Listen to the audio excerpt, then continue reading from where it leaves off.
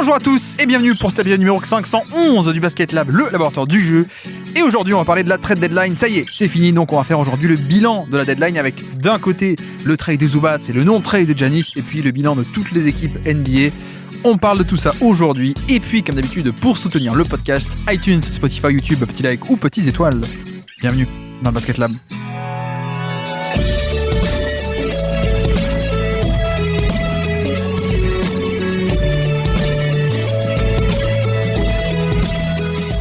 Bilan de la trade deadline 2026, on se retrouve aujourd'hui une dernière fois pour parler de ça. Ça y est, c'est enfin fini. On a déjà détaillé plein de deals, c'était mardi soir, mercredi soir, en podcast quelques heures après. Aujourd'hui, c'est fini, donc ce que je vous propose, c'est qu'aujourd'hui, très simple, on fait un bilan des dossiers du jeudi soir, donc du jour de la deadline en soi, Giannis, Zubac notamment, et puis d'autres petits. Et puis en deuxième partie, très rapide, on pourra faire un bilan de toute la NBA, on va dire toutes les équipes, un bilan très rapide de qu'est-ce qu'ils ont fait ou pas fait. Voilà, on a enfin, si vous voulez, la date est passée, donc autant il y a un jour, 2 jours, 3 jours, on était un peu en mode, bon, ils peuvent encore faire ça, peut-être que ce move, il est pour ça. Là, voilà, là, on va faire un bilan rapide, et comme ça, ce sera bien. Et puis même pourquoi pas parler du futur aussi, éventuellement pour certaines intéressantes. Certaines, ça va aller vite, hein, comme Miami, on fera un bilan, mais Miami n'a rien fait. Les Spurs n'ont rien fait, et je ne sais plus quelle est la troisième franchise qui a pas fait grand-chose aussi. Mais bref, donc on y va. Tiens, puisque c'est quand même le dossier, on peut en parler. Le dossier Giannis, parlons-en. C'est bon, Giannis n'a pas été échangé. Vous le savez, vous l'avez vu. Je pense que je ne vous apprends rien. Donc en effet, Giannis est resté du côté de Milwaukee. Et c'est vrai que bon, ça peut un peu paraître une surprise vu à quel point on attendait ça. De l'autre côté, c'est vrai que certains GM sont sortis au niveau de la deadline juste avant et même juste après. Plein d'insiders ont sorti que en fait, certains front office, certains mecs du front office ou des front office ou des GM ont ressenti que les Bucks se sont un peu fichus de la tronche du monde, quoi. Pour essayer de rester poli, dans le sens où sans doute que Milwaukee n'avait pas de réelle intention de finalement vraiment échanger Giannis. C'est un peu comme ça.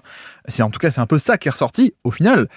Bon, il y a aussi tout l'aspect plutôt, là je parle de Milwaukee, mais le prisme Giannis Antetokounmpo est aussi entre guillemets assez intéressant en soi, c'est-à-dire qu'on a affaire à un mec qui finalement commençait un peu à râler, commençait à pas être bien. Je veux dire, on a atteint des niveaux où, de manière très subtile, entre guillemets, enfin entre parenthèses ou pas, justement, vous comprenez bien, nous dit que non mais je demanderai jamais mon trade, hein, mais bon, on avait compris que wink wink. On avait aussi du côté où il se fait huer par son propre public et il hue lui-même son public quand il fait un end-one ou quand il a une faute. Enfin, on sentait quand même que ça arrivait vers la fin. Du reste, lui, il n'arrêtait pas de dire et de réitérer dans un discours, on va dire, discours direct, c'était « je ne demanderai jamais mon trade, je ne veux pas partir, etc. » Donc ça, c'est le discours direct. Le discours indirect, qui était rapporté par plusieurs sources, et pas une seule, mais plusieurs sources, c'était « bon, au final, Giannis est prêt à partir ». Donc la formulation, la sémantique, on a déjà parlé, hein, c'était notre ami Chris Haynes, qui est sans doute l'insider le plus fiable sur Giannis, parce que Chris Haynes, parenthèse, c'était un mec qui était un journaliste bortéen, que sur TNT à l'époque, était genre bortéen. Vous savez, le mec qui fait l'interview des coachs au niveau des cartons, qui est ensuite devenu insider parce que notamment il était beaucoup ami avec Lillard. Donc c'est son meilleur ami, il a eu beaucoup de sources grâce à Lillard. Et puis donc Lillard, Giannis, on voit le lien. Donc voilà, là pour le coup, fin de la parenthèse sur ces insiders, mais Shams, pas trop de sources d'un point de vue des Bucks et de Giannis, c'est ce qui se dit, et je pense que c'est un peu vrai peut-être. Et de l'autre côté, celui qui avait les vraies sources, c'est Chris Haynes. Mais fin de la parenthèse, ce que je veux dire, c'est que même Chris Haynes, souvenez-vous, il y a même pas 1 ou 2 semaines, nous disait oui, alors finalement, Giannis est prêt à aller sur une nouvelle aventure. Je crois que c'est un peu ça la formulation. Bon, grosso modo, c'est il demande un trade où il est prêt à partir, quoi. Mais bon, sémantique mis à part, ce que je veux dire, c'est qu'on avait plusieurs sources qui disaient, sur non pas le discours direct de Giannis qui dit je veux rester, on avait des trucs qui disaient oui, en fait, il est prêt à partir, voire même il a demandé à partir. Et donc c'est vrai que dans tout ce gloubi-boulga, on a les Bucks qui, eux, étaient aussi assez ambigus d'un côté avec on écoute des offres. Enfin, c'est pas eux qui le disaient, hein, mais des sources disaient finalement les Bucks écoutent des offres, les Wolves notamment, les Warriors avec leurs pics. Et la particularité des pics des Warriors, c'est que ça pouvait être des très bons pics, mais sauf que si tu obtiens Giannis, les très bons pics qui allaient être très bons parce que tu serais nul, finalement, quand tu as Giannis après Curry, les pics redeviennent nuls. Hein. Quand tu as Giannis, finalement, l'équipe redevient forte. Donc les pics auraient été nuls. Donc finalement, les Bucks n'ont pas voulu. Miami, sans doute que pas assez de pics, etc. Bref, un peu entre deux chaises, entre ça, on écoute des offres, et de l'autre côté, non, mais on est intéressé par Zach LaVine, on est intéressé par Ja Morant, etc. Et puis donc le clou du spectacle, c'est aussi que dans tout ce truc un peu flou à la fois, hein, dans le cas de Giannis où lui il veut partir et pas partir, vous avez compris, voilà, et au niveau communication, et pareil pour les Bucks, dans tout ce flou, j'ai tout de même envie de dire, il faut croire les actes plus que les paroles, à mon avis. Dans le sens où si les Bucks vraiment avaient été dans l'optique de ne pas les changer, comme aujourd'hui ils s'en défendent. Hein. D'ailleurs, j'ai vu, moi je trouve ça un peu déplacé que le compte officiel même attaque Shams Charania directement sur Twitter. Ou, bon, avis personnel, je trouve pas ça bien de faire du trash talking quand t'as une institution un peu le compte officiel, mais bref. Mais ils s'en défendent aujourd'hui, ils s'en défendent après la deadline. Giannis pareil, Giannis dès que la deadline est passée, il a posté des trucs, le loup de Wall Street, en mode non, je reste ici, je ne pars pas, etc. Les actes, pas les paroles. Les paroles, c'est oui et non et surtout non. Les actes, c'est les Bucks n'ont pas fait de move pour se renforcer. Je veux dire, je pense qu'il y avait un Ja Morant qui était facile à aller chercher. Il y a d'autres moves qui étaient éventuellement faisables. Ils n'ont même pas fait, tiens, on va chercher un joueur de niveau 15 millions, 20 millions. On va pas non plus balancer un pick de draft pour aller chercher un role player. Vous voyez, c'est un peu ça que je reproche. Et de l'autre côté, pareil dans les actes, on a bien vu, et ça a été annoncé, ça a été raconté, que les négociations, on dirait, jusqu'à jeudi, très tard. Donc, ce que je veux dire, c'est que même si Giannis et les Bucks aujourd'hui s'en défendent en termes de communication, et c'est peut-être la bonne chose à faire, hein, évidemment, je comprends pourquoi ils le font, mais dans les actes, si vraiment tu voulais rester marié, à la fois Giannis et à la fois les Bucks, il y aurait eu des moves qui auraient été faits. Là, c'est l'inverse. Ils n'ont fait aucun move, même ils se sont séparés d'un 3&D, Amir Coffey, bon, qui jouait pas non plus beaucoup, mais ils n'ont pas non plus fait de renfort. Moi, j'aurais presque été prêt à les croire s'ils étaient allés chercher un renfort, un Najee Marshall, un Dak Gafford, je dis n'importe quoi, mais vous voyez un peu ce type de profil, un Gabe Vincent, donc Gabe Vincent il est nul, mais un Luke Kennard justement, ou voilà, s'ils avaient fait des moves pour s'améliorer, j'aurais dit, bon, bah, c'est débile, parce que je pense que Giannis va partir in fine, mais je comprends, et en effet, ils sont de bonne foi dans leur bêtise, mais ils sont de bonne foi on veut se renforcer, pardon. Là, c'est pas le cas. Donc bref, les actes et les paroles, juste pour finir là-dessus sur ce dossier, pour expliquer un peu. Bon, est-ce qu'on peut en vouloir à Shams et à ESPN ? Bon, oui et non. J'ai envie de dire, bah oui, on peut leur en vouloir de nous avoir fait un peu mijoter pour rien. De l'autre côté, c'est un peu les Bucks qui ont trompé tout le monde. Et donc, en fait, Shams ou d'autres avaient des infos. Et c'est pour ça qu'on nous a balancé 24 heures sur 24 Giannis trade. Au final, c'est peut-être les insiders qui se sont fait avoir. Donc, c'est pas de fausses infos, ils se sont fait avoir. Et les Bucks ont un peu joué de tout le monde. Soit sinon, est-ce qu'on peut leur en vouloir ? J'ai envie de dire non, dans le sens, c'est aussi leur business, quoi. Les mecs qui vendent, et c'est aussi le business de la NBA, on va pas se mentir, hein, sur Twitter, etc. Nous, sur le Basket Lab, hein, on parle tactique, on parle CBA, on parle trade, on ne sait pas de vendre du rêve, hein, très, très clairement, pour le coup, c'est pas l'objectif. Après, que des télévisions, des journaux, j'allais dire, ou bon, c'est leur business, quoi. Donc, c'est regrettable, mais c'est comme ça. Mais non, mais alors, juste pour finir, du coup, sur ce dossier, rapidement, parce que il a un peu saoulé tout le monde. Moi, comme dit, je pense qu'ils sont encore dans l'optique de le vendre à long terme. Je pense que là, ils vont le garder à court terme, d'accord ? D'ailleurs, je serais assez curieux de voir comment ça va se passer, hein, ce mariage un peu forcé, même si tout le monde se force à dire que non, on va pas se séparer, mais bon, sur le terrain, on voit bien que ça marche pas du tout. Au passage, Milwaukee est 12e, 20 victoires, 29 défaites. Bon, voilà, et comme dit, ils n'ont pas renforcé l'équipe non plus, donc ok. Mais non, moi le truc assez évident, c'est que je pense encore qu'ils veulent s'en séparer, mais forcément les offres, ils attendent de le faire l'été prochain. Pour une raison qui est très simple, c'est que Giannis finalement est arrivé sur le marché. Alors cet été, on pouvait se douter que ça allait arriver. Miami s'était un peu armé pour ça notamment. Mais c'est vrai qu'il venait de faire Miles Turner, il venait de couper Lillard pour faire un espèce de dernier all-in. On savait que, in fine, Giannis partirait. On ne savait pas que ça serait à ce point rapidement. Donc en fait, Giannis est plus ou moins arrivé sur le marché, hein, donc via les vraies fausses news, on peut les appeler comme ça, de Giannis en fait est sur le marché et veut bien accepter un trade. C'est arrivé très tard. Donc forcément, quand ça arrive à ce point tard, on est déjà en début de saison, voire pas loin du milieu de saison. Au final, les équipes n'étaient pas prêtes pour ça. Les équipes n'étaient pas préparées. Alors que là, tout le monde sait que Giannis va finalement être disponible. Donc l'été prochain, tout le monde va s'ajuster. Tout le monde va ne pas signer un tel, échanger un tel peut-être, au niveau de la draft, au niveau du début juillet, etc. Vous voyez, il y a un peu un côté où forcément, quand tout le monde est un peu pris de court pendant la saison, le pool d'équipes, le groupe d'équipes qui potentiellement est intéressé ou peut prétendre est réduit. Et ça, c'est pas bien pour Milwaukee. Il vaut mieux plein d'enchères avec plein d'équipes qui est en moyen de s'offrir Giannis plutôt que pas beaucoup. Hein. Plus t'as de candidats, plus t'as d'enchères. Donc c'est mieux.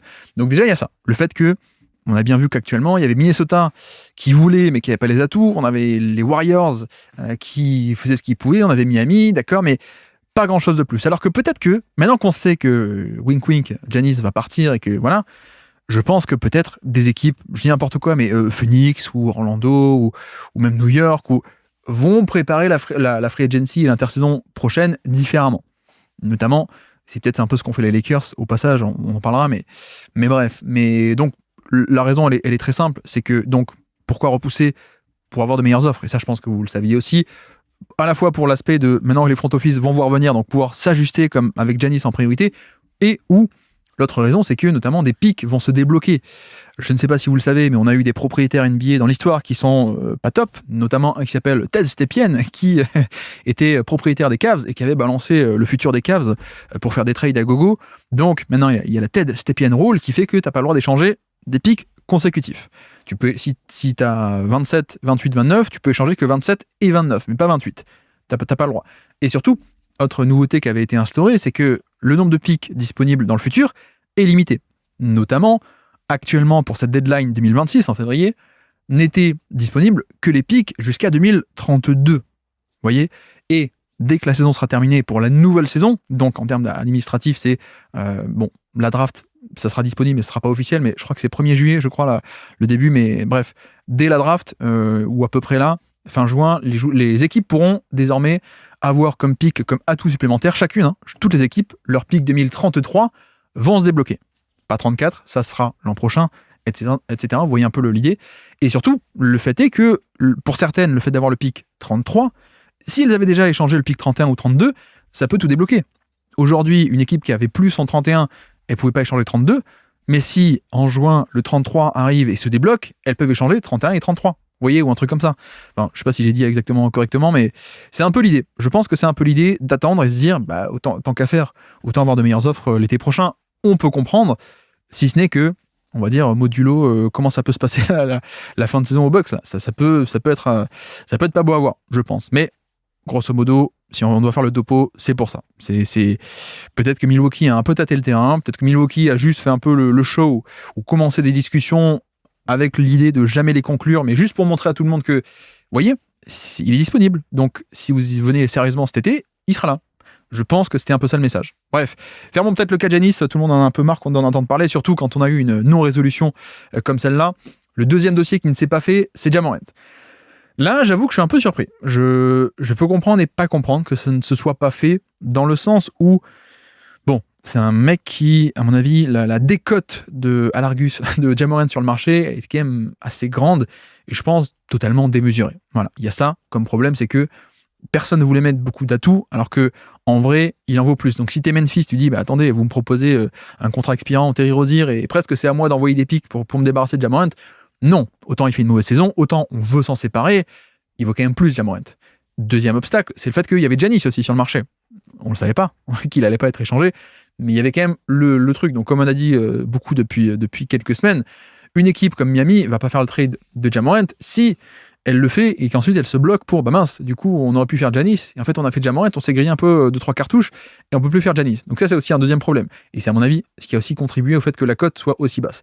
Mais c'est en ce sens que je dis, je peux comprendre Memphis qui finalement n'a pas accepté les offres un peu au rabais parce que non, la vraie valeur de Ja Morant elle est quand même mieux que ça. Donc non, on attend, on va pas non plus vendre pour rien, on va pas non plus perdre de la valeur, donc on attend, on le fera plus tard. D'abord, on peut argumenter que s'il joue pas ou pas bien ou que plus le temps va passer, c'est pas sûr que la cote remonte.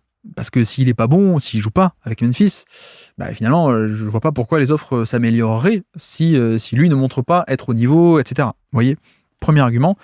Deuxième argument aussi, c'est par rapport au cycle de construction ou reconstruction. On a beaucoup parlé du cycle de Memphis, je vais pas refaire le topo, mais on a parlé du fait que peut-être que secrètement, ils voulaient tout refaire déjà depuis avril dernier, lorsqu'ils ont pris Issalo. Et là où, pour moi, c'est un petit bémol tout de même si je comprends le fait de ne pas vouloir l'échanger contre pas grand-chose et attendre, mais est-ce que c'est bien de commencer ce cycle, ou plutôt de ne pas vraiment le commencer ? Parce que finalement, Ja Morant, il va être encore dans les locaux à Memphis. Et il va même devoir jouer. Et ça, c'est pas bien parce que tu es censé un peu... Tu voulais tout faire péter. Jackson et Ja Morant, les vétérans, on les échange, on prend plein d'assets en retour. Et si vous voulez, on donnait un peu les clés à Issalo. Et je pense que ça peut paraître bête, ce que je dis, voire même assez négligeable, mais je pense que ça ne l'est pas, parce que quand tu recommences à partir de zéro, tu peux pas avoir un mec qui a un statut comme Ja Morant, et même qui râle, et même dont tu ne veux plus, même tout le monde sait que tu vas le vendre, etc. Mais c'est pas pareil d'avoir un Ja Morant dans le vestiaire, à l'entraînement, dans les sessions vidéo, que de vraiment repartir d'une page blanche. Je pense que Issalo, il aurait bien aimé, et Memphis aurait bien aimé repartir là de suite avec une page blanche pour aider à construire le groupe, pour les relations avec le groupe, etc. Les joueurs entre eux, la hiérarchie n'est pas pareil quand tu as Ja Morant dans la pièce ou quand finalement c'est un peu le groupe de lui-même qui se trouve des nouveaux leaders, etc. Vous voyez, bon, je brode un peu je brode, je sais pas que je dis n'importe quoi, mais je détaille un peu, mais il y a ce côté pour moi où ça aurait été plus sain et plus facile d'avoir une page blanche. Et je dis ça aussi parce que ils n'ont pas le droit non plus de dire on a envie que Issalo et les jeunes soient sereins entre eux, qu'ils construisent le groupe du futur entre eux. Ils n'ont pas le droit de dire à Ja Morant bah non, tu viens pas, quoi. Ça, non, ça, t'as pas le droit. Le syndicat, il va taper du poing sur la table, il va dire bah non, le mec, il a un contrat, vous l'avez payé, vous l'avez donné un contrat, vous n'avez pas le droit de pas le faire jouer. Vous n'avez pas le droit de l'envoyer à la maison. Je pense que s'ils font ça, c'est pas bien. Mais donc, si de facto t'es un peu coincé avec Ja Morant dans ce nouveau groupe, c'est pas pareil. Je dis pas que c'est catastrophique, mais c'est pas pareil. Donc voilà, juste le point de Ja Morant aussi, vu que ce dossier n'a pas été fait. On ferme aussi ce dossier, on le réouvrira plus tard peut-être, mais je serais aussi curieux de voir à quel point over-under 30 matchs Ja Morant pour la fin de saison. Bon, vous me direz, il en reste 35, je crois, des matchs à jouer, mais bon, je sais pas. On verra bien. Troisième dossier, et là c'est un trade, c'était le plus gros trade de cette journée, cette soirée même. C'était Ivica Zubac qui part du côté de chez nos amis les Pacers. Voilà, on savait que les Pacers étaient un peu à l'affût pour un pivot, notamment parce que ils ont perdu Miles Turner. On savait qu'il y avait des pistes, mais effectivement il y avait la piste Zubac qui revenait pas mal de fois. On parlait aussi de Gafford qui était moins cher pour le coup, qui est à 14 millions, là où Zubac est à 19. On parlait aussi de certains autres pivots, évidemment que j'ai plus en tête. Et donc au final, c'est tombé. Zubac est en effet échangé depuis les Clippers vers les Pacers. Je peux vous faire le détail du trade en question si vous voulez. Il part à Indiana. Voilà, de son côté. Et en retour, on a Bénédicte Mathurin qui part depuis les Pacers vers les Clippers. Également, je crois qu'il y a aussi un Isaiah Jackson, le pivot, qui était un pivot du premier tour d'il y a 4-5 ans, je crois, qui malheureusement a enchaîné des blessures assez graves, que j'aimais bien en plus, Isaiah Jackson, pour le coup, qui peut être assez intéressant, mais c'est vrai que, voilà, il y a quand même beaucoup de blessures, je peux vous dire.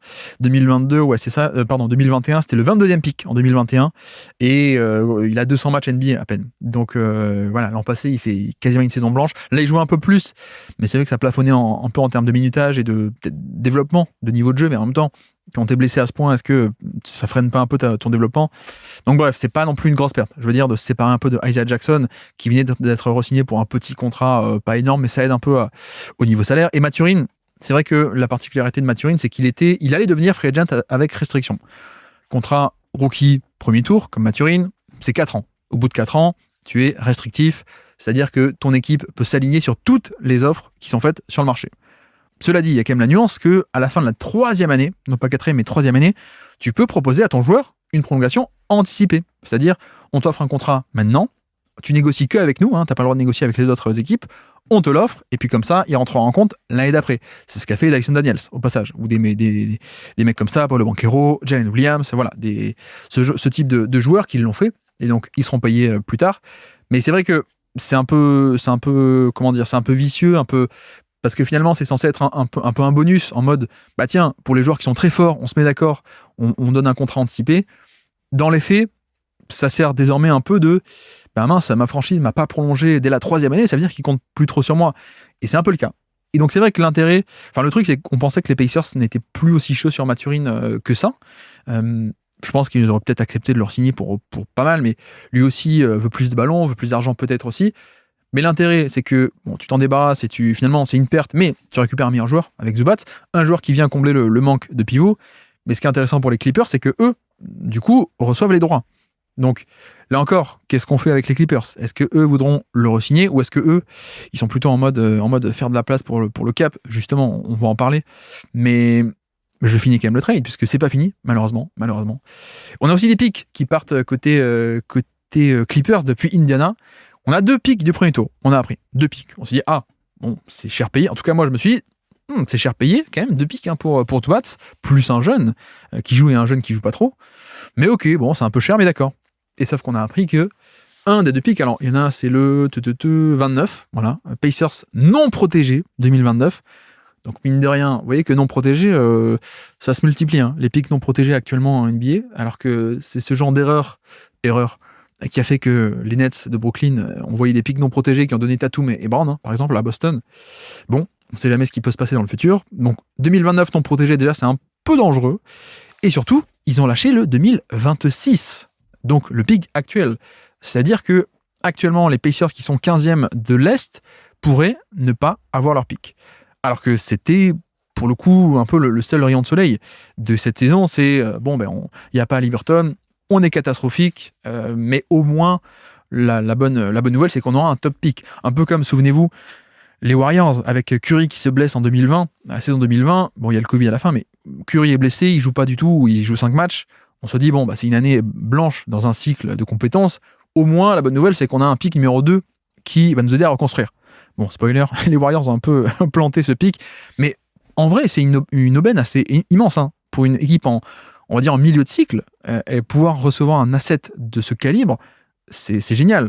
Donc c'est toujours un peu le côté avantage d'une blessure de ton joueur majeur. C'est que tu as quand même ce bonus immense.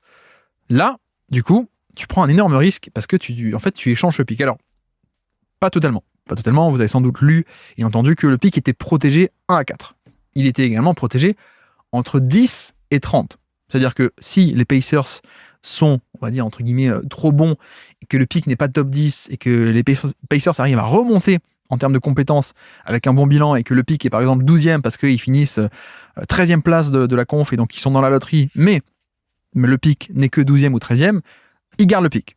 Donc ça, c'est bien. C'est une protection un peu de au cas où on s'améliore un peu trop avec Zubats, avec Siakam, avec Nembhard qui est aussi pas mal. Voilà, peut-être qu'on n'a que 13 victoires actuellement, mais peut-être que si on y va à fond, on pourrait arriver à remonter un peu la pente et faire que on obtient un pick numéro 11, 12, 13, etc. Et c'est quand même une belle valeur, hein. Un pick numéro dans ce range-là, en fin de loterie, surtout dans la draft actuelle qui est quand même assez profonde, même très profonde. Donc, c'est quand même cool. Et deuxième protection, c'est à l'inverse. C'est non pas si on s'améliore et qu'on arrive à obtenir un pick un peu plus bas, c'est l'inverse. C'est si on est totalement cata, protégé 1 à 4.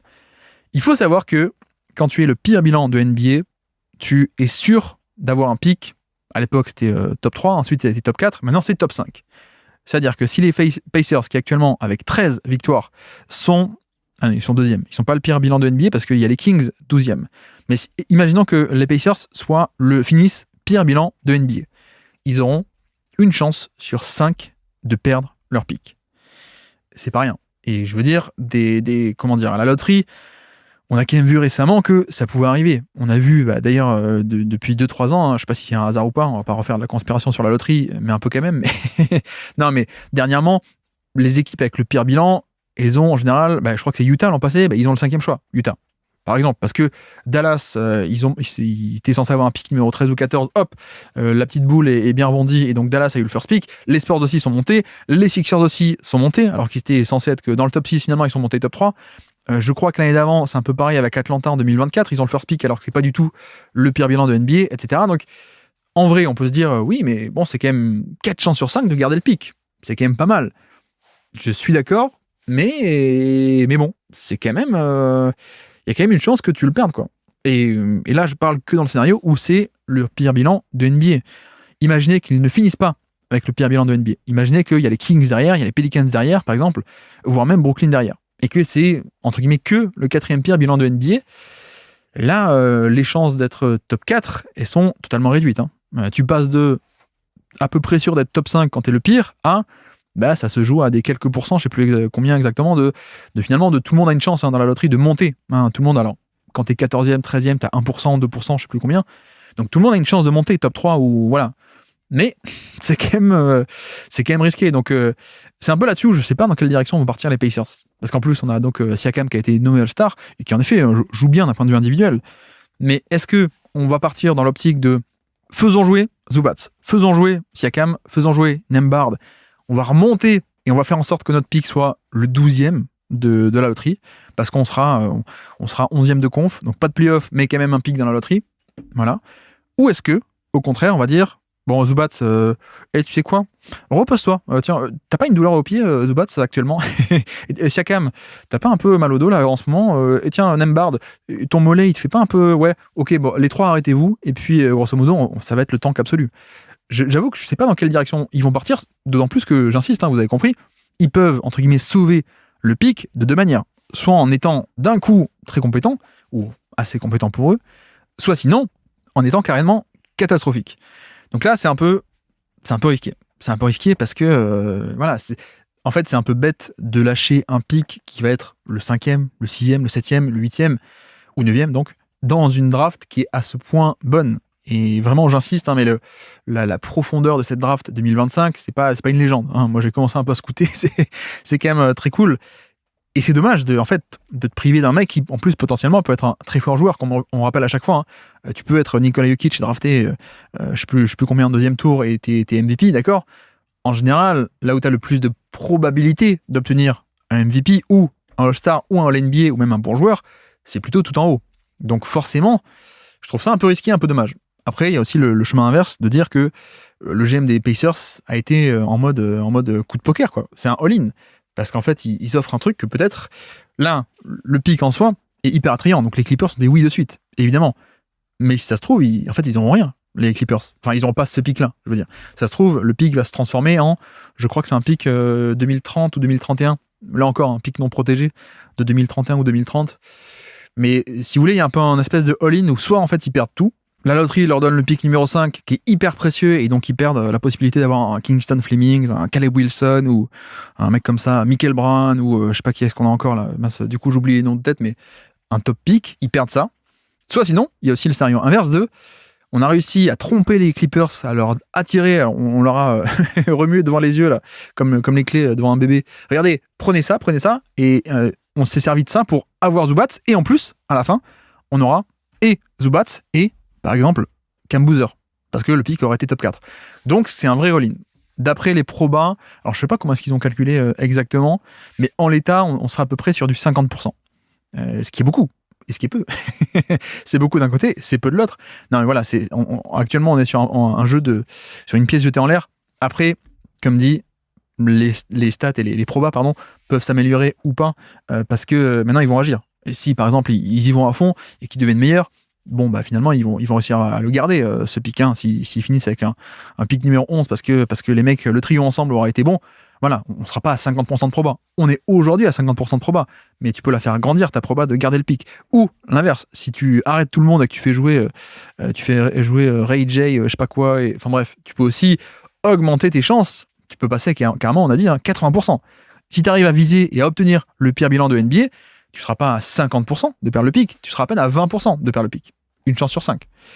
Donc voilà, c'est un peu le topo sur ce trade. J'avoue que, bon, mettons un peu ça à part, je trouve ça cher payé. J'aurais déjà trouvé ça beaucoup de pics, un peu un pic banal, quoi, à la place du 26. Si ça avait été un pic 27, 28 ou voilà, un pic du premier tour normal, j'aurais trouvé ça beaucoup pour Zubats. À la limite, passons. Mais sur le feed sportif, alors, le feed sportif, parlons un peu de sport, de basket, puisqu'on aime bien ça. J'étais aussi étonné. J'étais assez étonné parce que je trouve que finalement ça colle pas tant que ça avec la philosophie des Pacers. Mais ce qui ne veut pas dire, je le dis de suite, que ça va être nul. Au contraire. C'est juste que il faut avoir conscience qu'on va sans doute devoir faire évoluer un peu la philosophie de jeu et qu'on n'aura plus totalement l'itération des Pacers qu'on a pu admirer 2024-2025. C'est juste ça. Voilà. Ça ne colle pas avec la manière dont les Pacers jouaient de base, mais, de suite le mais, on peut quand même arriver à un truc intéressant. Là où pour moi ça ne colle pas, c'est que les Pacers sont les rois de la transition. Et ça, quand tu rajoutes le pivot, certes, le plus costaud de NBA ou pas loin, mais qui est aussi forcément le plus lent, un des plus lents en tout cas, le jeu de transition, bon, c'est un peu... il va un peu t'affaiblir cette transition offensive, défensive aussi, mais surtout offensive. Il n'y a qu'à voir les Clippers, les Clippers avec Zubats, forcément ça courait pas trop. Autant les séquences l'an passé avec Ben Simmons en backup pivot, ça courait plus d'un côté et de l'autre, autant avec Zubats, non. Donc ça c'est vrai que, première, non pas obstacle, mais première nuance par rapport au jeu d'avant, c'est que Zubats ne correspond pas trop à ça, par rapport à la transition. Deuxième élément, qui est peut-être même plus important, je pense, que la transition, même si un peu sous-côté, c'est que, mine de rien, Miles Turner, il y avait cet ajout et cet élément clé, vraiment, j'insiste, du pick and pop. Et c'est pas tant pour le tir en soi, c'était pour l'occupation de l'espace et pour l'organisation du terrain et la fameuse géométrie du terrain, comme aime bien nous dire Azad à chaque fois avec ce mot. Mais c'est le fait que, sur des pick and roll, en fait, quand tu avais le big qui s'écartait après l'écran, donc Miles Turner, en fait, la raquette était libre. Et que dans cette NBA, plus tu rajoutes d'espace et plus on se rend compte que, avec les règles actuelles de NBA, avec plein d'espace, en fait, tu as des joueurs qui peuvent créer un contre un, créer des décalages, aller au panier et sans doute être meilleurs sur isolation, plus qu'il y a 10 ou 20 ans quand il y avait moins d'espace. Grosso modo, il y a 10 ans ou il y a 20 ans, il fallait être très fort pour faire beaucoup de 1 contre 1 et pour voilà. Aujourd'hui, avec autant d'espace disponible, des joueurs de calibre un peu moindre peuvent faire des merveilles en 1 contre 1. On ne va pas développer ce thème aujourd'hui, mais c'est vrai que c'était un point clé parce que tu avais Turner qui était tout le temps, souvenez-vous la série contre les Cavs, Turner était tout le temps à 3 points et ça permettait de libérer des drives pour des Haliburton, pour des Nembhard, pour des Siakam, etc. Et pas que des drives. Pareil, quand tu devais attaquer un mismatch, quand la force des Pacers, c'était la transition, donc ça courait très vite et forcément, tu es un peu obligé de défendre comme tu peux. Quand tu fais le repli un peu bon an mal an et tu te retrouves avec pas le bon match-up sur Siakam, par exemple, il faut bien combler les brèches. Et donc, c'était le petit Brunson contre les Knicks ou c'était, c'est Mitchell ou Garland qui se retrouvaient sur Siakam. Il y avait de l'espace pour attaquer le mismatch au poste bas. Vous voyez parce que Turner était à 3 points. Donc, vraiment, ça change l'entièreté de la géométrie du terrain, à mon avis. Et c'est un élément clé, presque tout autant, à mon avis, que la transition. C'est quid de ça. C'est un peu pour le malus. Dans ce qu'on peut, je pense, dire de bien, c'est que Zubac, mine de rien, est secrètement un des très bons, pas élite, mais un des très bons défenseurs de panier qu'on ait en NBA, et notamment pour exécuter un peu le drop défensif. Et ça, c'est vrai que Rick Carlisle aime bien le drop, et les Pacers aiment bien le drop, et je pense qu'on est clairement sur un échelon défensif de drop supérieur à Turner. Ce que pouvait faire Turner, bon, après, l'avantage, c'est que Turner pouvait aussi faire beaucoup plus de edge, monter au niveau de l'écran. Pardon, j'ai pas dit le drop, c'est rester en retrait par rapport au niveau de l'écran. Je reste bas, je laisse venir. Alors, je bouge pas trop, mais je laisse venir, je protège le panier. Voilà, c'est ça le drop. Le edge, c'est je monte au niveau de l'écran, mais pour monter, il faut être un peu mobile, pour ensuite revenir, etc.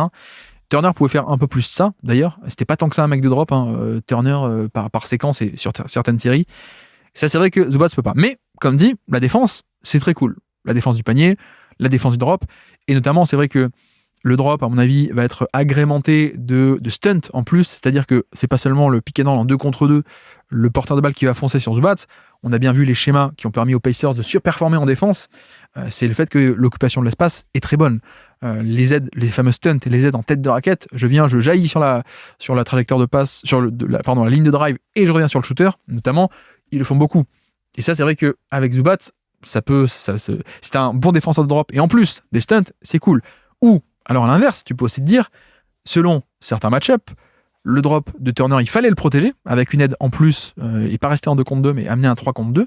Mais si Zubac en fait il est compétent sur ces trucs, peut-être qu'il y a des match-up contre notamment des équipes qui avec des tireurs d'élite à 3 points où tu pourras te permettre entre guillemets en étant off-ball de rester sur les shooters parce que tu es confiant sur le 2 contre 2. Vous voyez, il y a aussi un monde où, en fait, Zubac, on sait qu'il est tellement fort sur le drop qu'on peut rester en 2 contre 2 et qu'on n'a pas besoin d'amener ces fameux stunts qui font un peu parfois l'identité des Pacers. Et donc, moins de décalage offert, etc., etc. Donc ça, c'est aussi intéressant, défensif. L'autre aspect, c'est aussi offensif, mine de rien. Et bon, au-delà du côté simple création pure, de parfois on va donner la balle au poste bas à Zubac qui va créer contre le pivot adverse, ok. Création un peu secondaire, sympathique. Et effectivement, il est aussi d'un meilleur niveau, je pense, en post-up que Turner.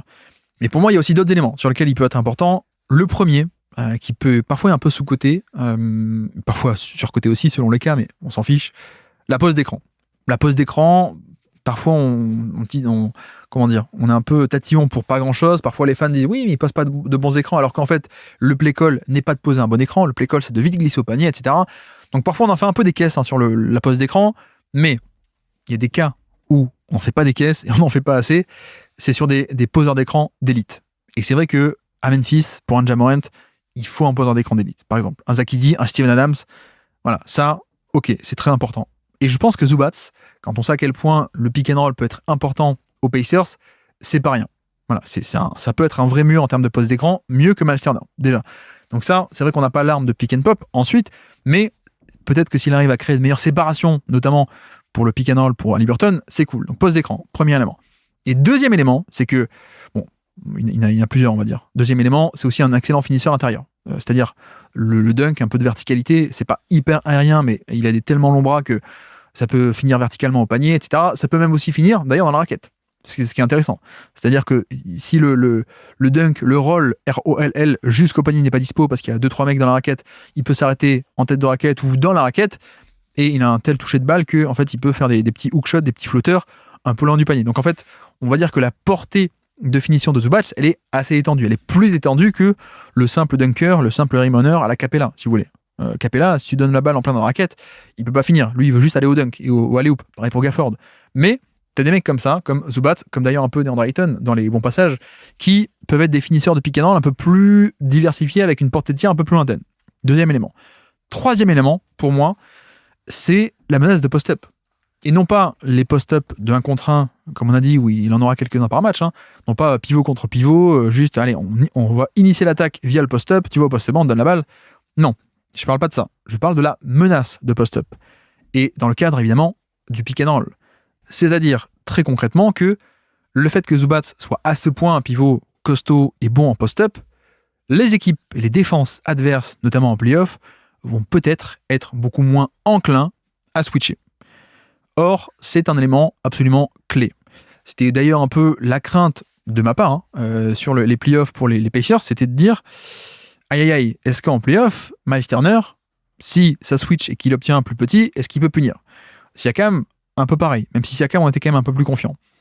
Bon, au final, on s'est rendu compte dans les playoffs 2025 que, en fait, Turner, notamment la série contre les Cavs, avait été fabuleux. Et pareil contre les Knicks, et pareil contre le Thunder.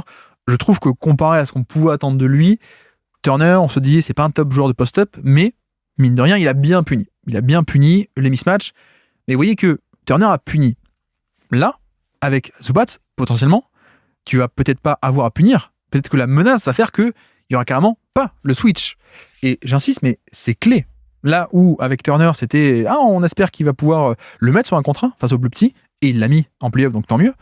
Mais là, avec Zubac, c'est le play call défensif va être « Attends, on peut pas se permettre de switcher, en fait. On peut même pas prendre le pari. » Avec Turner, on pouvait prendre le pari en se disant « Bon, c'est pas parfait, peut-être qu'il va pas les mettre, peut-être que sur un gros échantillon, il va pas en mettre assez, des post-up. » Là, avec Zubac, tu te dis sans doute, le défenseur du point d'attaque, je sais pas qui, prenons des exemples très concrets, si c'est le petit Ron Holland, par exemple, très bon défenseur du point d'attaque à Détroit, si on a une série entre Détroit et les Pacers un jour, l'an prochain, est-ce que tu veux switcher Ron Holland sur notre ami Zubac? Bah non, le play call ne sera jamais ça. Pareil pour les Knicks, est-ce que Brunson, ou même un mec comme Miles McBride, prenons un bon défenseur, est-ce que Miles McBride ou Josh Hart va switcher sur Zubac? C'est compliqué. Est-ce que à Boston aussi pareil, est-ce qu'un petit Peyton Pritchard ou même un Derrick White excellent, qui est en défense sur Haliburton, très bon, mais est-ce que le play call, ça peut être parfois de switcher? Sans doute pas, parce que vraiment il y a cette crainte de dire si on switch, je pense qu'il pourra punir, et donc il y a ce point de pression qui est, à mon avis, primordial. Mais donc, pourquoi c'est à ce point important? Parce que, en conséquence, ça veut dire que Haliburton, le meilleur ou un des meilleurs passeurs de pick and roll de toute la NBA, pourrait devoir affronter beaucoup moins de switch. Et ça, c'est ça la clé. Parce que si tu as un poseur d'écran qui fait qu'en face, ça veut switcher beaucoup moins le pick and roll, qui dit ne pas switcher, dit défense soit en edge, soit en drop. De toute façon, défense traditionnelle, où on va rester soit en retrait, on va laisser venir, et donc là, il y a de l'espace, il y a un décalage, Haliburton peut en profiter pour prendre un pull à pas 2 points, à 3 points, driver, fixer et ressortir, etc. Ou sinon, tu veux un edge, tu montes au niveau de l'écran, il passe par-dessus. Vous voyez, il y a ça aussi. Ou tu fais carrément un hard edge ou des trappes, des prises à deux assez agressives, très loin du panier, il peut aussi passer par-dessus. Donc en fait, c'est en ça que on en parlait beaucoup l'an passé. Quid du switch, qui est un peu l'arme anti-Haliburton. Et c'est aussi pour ça que OKC avait aussi beaucoup joué avec les match-ups pour essayer de mettre Chet Holmgren ou je sais plus qui exactement, mais en fait, on essayait de mettre un mec qui pouvait switcher le pick and roll 1-5. On mettait un mec qui pouvait switcher Haliburton-Turner pour ne pas offrir un décalage, pour justement switcher. Et ensuite, l'idée, c'est ok, on va essayer d'appâter les Pacers sur ces 1 contre 1 parce que ils peuvent les mettre, et ils les ont mis. Contre les Cavs, notamment, ils étaient en feu total. Mais je trouve que, notamment, le play call des Cavs était bon à l'époque. On a plus de chances de survivre en donnant des 1 contre 1 à Turner et à Haliburton et Nembhard que en laissant le pick and roll se dérouler normalement où le passing du maestro Haliburton va faire des dégâts. Bon, il se trouve que les 1 contre 1 contre les Cavs, ils les ont mis, ils étaient un peu en surchauffe, pareil un peu les Knicks, pareil un peu d'ailleurs contre le Thunder aussi en partie. Voilà, mais grosso modo, est-ce que c'était viable sur plusieurs campagnes, etc. Bon, peut-être, peut-être ça l'aurait été, mais là, tu as peut-être l'assurance qu'il y aura moins de Switch. Ou alors, autre possibilité aussi, pardon, je parle beaucoup de tactique un peu hipster, on va dire, un peu avancé, mais c'est quand même la clé. Ou alors, tu peux te dire aussi, on va switcher. D'ailleurs, ce que faisaient les Cavs. Les Cavs étaient dit, on va switcher, mais pour supprimer un mismatch, on va faire un scram switch. C'est-à-dire, le mec qui défend Haliburton, il switchait sur Turner. Mais avant que Turner ne puisse attaquer ce petit, donc par exemple Mitchell, il y avait un troisième défenseur des Cavs qui venait off-ball, qui faisait un switch off-ball. Genre Hunter qui disait, attends, moi je prends Turner, et toi, tu vas sur le mec, sur l'aile que je viens d'abandonner. Vous voyez ? Mais sauf que Haliburton avait été génial pour punir ces scram switch. Le temps que off-ball, notre ami Hunter et notre ami Mitchell changeaient de rôle, Haliburton voyait ça, il punissait. Il allait chercher directement avec la passe le shooter qui avait été abandonné momentanément par Hunter et pas encore couvert par Mitchell. Vous voyez ? Bref. Donc ça, on peut imaginer aussi certaines équipes qui ont tenté dans un premier lieu de switcher. Je pense à Boston. Si Boston a Derrick White, il switch sur Zubats, et sauf qu'on dit vite, il faut que quelqu'un vienne compenser. Mais le temps que Nemaskita, le pivot, vienne échanger avec Derrick White, Haliburton, il voit ça, il voit ce changement, il dit, tiens, je peux punir directement, je peux passer au mec qui est abandonné par Nemaskita, etc., etc. Donc voilà, c'est vraiment le point clé pour moi, c'est l'intérêt, l'intérêt de ce profil, c'est que c'est finalement, ok, c'est pas un mec à le pick and pop, ça c'est un peu dommage, mais dans le même temps, à quel point est-ce que ce point de pression du post-up et de la menace de post-up, même plutôt, va empêcher des switches et donc va permettre de développer un meilleur jeu de pick and roll. Et c'est un peu la clé quand tu as à ce point un bon joueur de pick and roll, si tu peux éviter les 1 contre 1. Donc bref, intéressant pari pour les Pacers sportivement, là-dessus il n'y a pas trop de doute, mais le pari est plus d'un point de vue construction d'équipe et asset en fait. C'est là-dessus qu'il est hyper risqué, au point même où on se dit, on en a déjà parlé cet été, mais à quel point est-ce qu'il aurait peut-être pas dû juste aligner le chéquier avec 1 million ou 2 de plus que ce qu'il ne voulait offrir, et que peut-être en mettant 1 million ou 2 de plus, tu conservais Turner et que tu n'avais pas besoin d'hypothéquer. C'est vraiment ça, tu hypothèques ton pic qui pourrait être un pic génialissime, quoi. Un pic de saison de tanking qui pourrait partir aux Clippers. C'est vrai que c'est un peu dommage. Donc peut-être que tous ces problèmes auraient été évités en signant Turner, mais ceci est une autre histoire qu'on a déjà raconté l'été dernier pour le coup.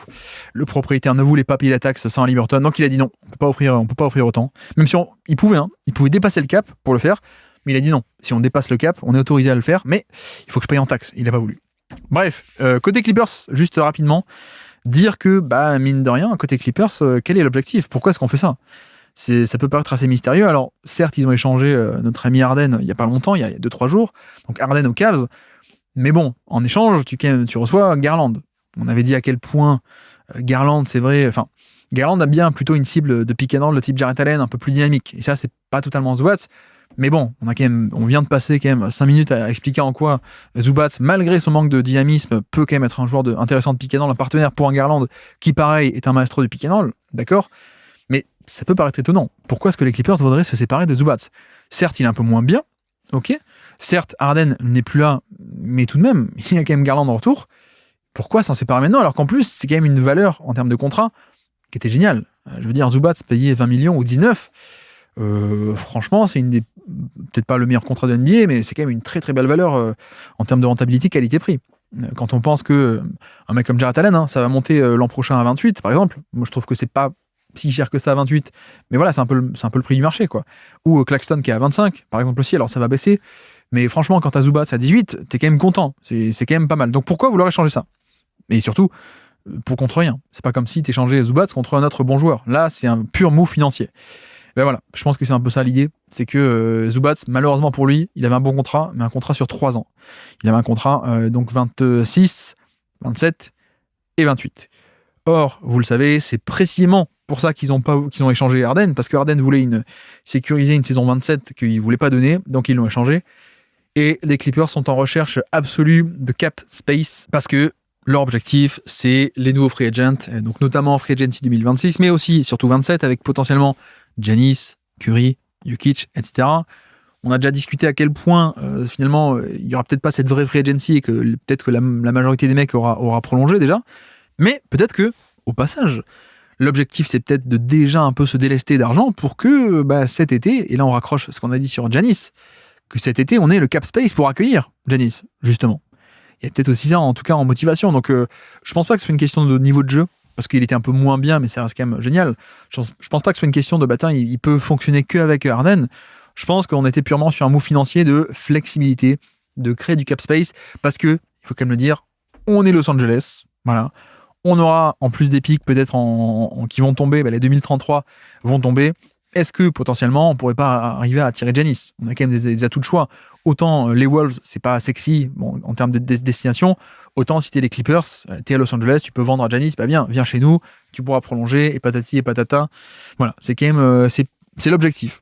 Et en plus, c'est vrai que pour le coup, quand on te propose le pic des Pacers 2026, vous voyez, je veux bien croire qu'il n'y avait pas une urgence de l'échanger. D'ailleurs, il y avait une offre des Boston Celtics qui avait été qui était pas mal. Ils proposaient les Celtics à Fernie Simmons, donc une fin de contrat, ce qui pouvait convenir aux Clippers, on l'a dit. Ils veulent des contrats finissants, donc Simmons, fin de contrat à 27, donc 27 qui allait dégager du cap, ça aurait été bien, et un pic. Et apparemment, nos amis les Clippers ont dit non à Boston. Donc c'est pour ça que Boston est plutôt parti sur Vucevic. Ok. Mais vous voyez qu'ils n'étaient pas prêts à le vendre à tout prix. Je pense pas. Par contre, lorsque Indiana a tapé à la porte en disant on vous propose potentiellement un choix du top 4, non pas top 4 du coup, mais bref, un choix du top 10 pour cette draft qui va être géniale contre Zubats. Là, c'est vrai que tu réfléchis. Tu réfléchis parce que tu l'acceptes, tu as quand même cette chance assez folle de potentiellement avoir un pic génialissime et du cap space. Donc, deux possibilités. Soit tu es dans l'optique de garder Kawhi Leonard et de cet été faire venir Giannis ou d'autres, pour le coup, ou LeBron, je sais pas, mais voilà, de te renforcer en l'état. Et donc, pour ça, tu as le cap space et en plus, un bonus, tu as un jeune que tu peux soit développer, soit revendre. Ou sinon, on n'a pas encore parlé de ça, mais peut-être que les Clippers sont aussi peut-être en mode reconstruire, entre guillemets. Et que peut-être que ils vont écouter des offres aussi l'été prochain pour Kawhi Leonard. Et que, vous voyez, il y a cette idée que si tu arrives à choper un vraiment super pic, peut-être que tu vends assez haut sur Kawhi Leonard avant qu'il vieillisse, et que, voilà, peut-être. Le package était à ce point intéressant, à mon avis. Le package était vraiment intéressant. Pour dire aussi, pardon, j'ai pas précisé tout à l'heure, mais les Pacers, avant de faire Zubats, ont proposé une offre énorme, apparemment, au Jazz pour Walker Kessler, qui, vous le savez, est blessé toute la saison, mais il va être free agent restrictif l'été prochain. Donc, l'équipe qui le détient, le Jazz pour l'instant, mais ça aurait pu, donc, en cas de trade, ça aurait pu être les Pacers, ils auraient pu avoir ses droits. Et donc, s'aligner sur toutes les offres. Comme Mathurin, on en parlait, Mathurin est un free agent restrictif. Donc, les droits ça voyage avec le contrat et donc avec le joueur. Donc, par exemple, les Pacers avaient les droits. Quand tu prends Mathurin, tu le prends avec son contrat et donc avec ses droits. Donc, même s'il est chez toi que depuis 3 mois, tu as ses droits de, entre guillemets, ancienneté, etc. Et apparemment, donc, les Pacers voulaient d'abord Kessler, sans doute en termes d'âge aussi, c'était quand même bien. En termes de défense, sans doute encore meilleur Kessler en termes de défense que notre ami Zubats. Et apparemment, le Jazz a refusé. Pourquoi ? Parce que CF, l'épisode qu'on a fait sur Jaren Jackson, on l'a bien expliqué, Kessler est un peu la clé pour optimiser la défense de Jackson. Je vais pas refaire le refrain. Si ça vous intéresse d'aller voir ce podcast aussi. Donc voilà, juste pour préciser que les Pacers étaient vraiment sur le marché des pivots et ont pris Zubats parce que Kessler n'était pas dispo. Et Kessler, l'indication et l'info, c'est que oui, le Jazz va re-signer sans doute, probablement, Kessler pour un très beau chèque. Donc voilà à peu près pour cette histoire. Et on en dira plus tard quand on saura plus.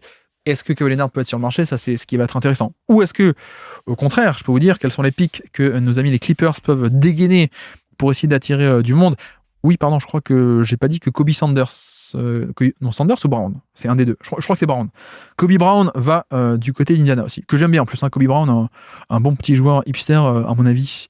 Voilà, Kobe Brown aussi va chez les Pacers. Mais donc, on disait, pardon, pour finir, les Clippers, les pics. Alors, vous le savez, en termes de pics, nos amis les Clippers, à court terme, ils ont quand même beaucoup liquidé pour avoir Paul George et Harden notamment. Donc, ils n'ont pas de pic en 2026. Ils ont un pic en 2027, mais c'est un swap. Donc OKC pourra swapper, encore eux. OKC pourra prendre le meilleur pic entre eux et finalement OKC. Donc je pense que ce sera les Clippers qui ont le moins bon bilan. Ils n'ont pas de 28. Je crois que le 28 part aussi du côté d'OKC. 29, il y a un swap, là encore. Donc c'est les Sixers qui ont le droit d'échanger. Et vous voyez que quand tu n'as pas tes propres pics ou que tu as des swaps, pour le coup, ça dissuade un peu de faire du tanking. Parce que ça n'a rien d'être mauvais. Si à la fin, ton pic, il part tout simplement chez OKC, ou si ton pick, OKC peut dire attends, on échange, et plutôt qu'avoir le first pick ou le pick numéro 3, parce que t'as tanké, du coup, tu auras le pick numéro 29, quoi. Donc c'est quand même un peu bloquant. Et c'est pour ça, je pense que il y a cette urgence, entre guillemets urgence, de faire de la place dans le cap pour accueillir des stars. Parce que t'as pas tes pics, donc autant être très fort, quoi, grosso modo. Et donc 29, ils peuvent pas les changer, mais ils ont un pic. Voilà, c'est qu'un swap, donc les Sixers pourront prendre le meilleur des deux, mais ils ont quand même un pic. Mais donc, Ted Stepien rule, tu peux pas échanger de pics consécutives. Le fait qu'ils aient le 29, ils peuvent échanger le 30. Et ils ont aussi le 31, donc ils peuvent échanger le 32. Ils ont le 32. Et le 33 sera débloqué plus tard. Ils pourront pas l'échanger parce que tu peux pas échanger et 32 et 33. Voilà. Mais donc, l'offre qu'ils pourraient faire, nos amis les Clippers, c'est on a du cap space et on peut proposer éventuellement, en termes de pics, 30 et 32 et éventuellement des swaps. Éventuellement, tu pourrais échanger, tu proposes un swap aux Bucks en 2031 et 2033. Voilà, donc c'est pour être une offre de 4 pics, grosso modo. Et d'ailleurs, pour le coup, à quel point est-ce que nos amis les Clippers sont pas allés chercher aussi Garland? Parce que Garland, plus 2 pics et 2 swaps, c'est quand même déjà une offre beaucoup plus intéressante que d'autres pour Giannis. Vous voyez? Parce que Miami, ils arrivent en mode prenez Tyler Herro, prenez des jeunes. Alors c'est bien d'avoir des jeunes genre Kelly Ware, Jaime Jaquez ou je sais plus qui comme rookie. Ça peut être bien.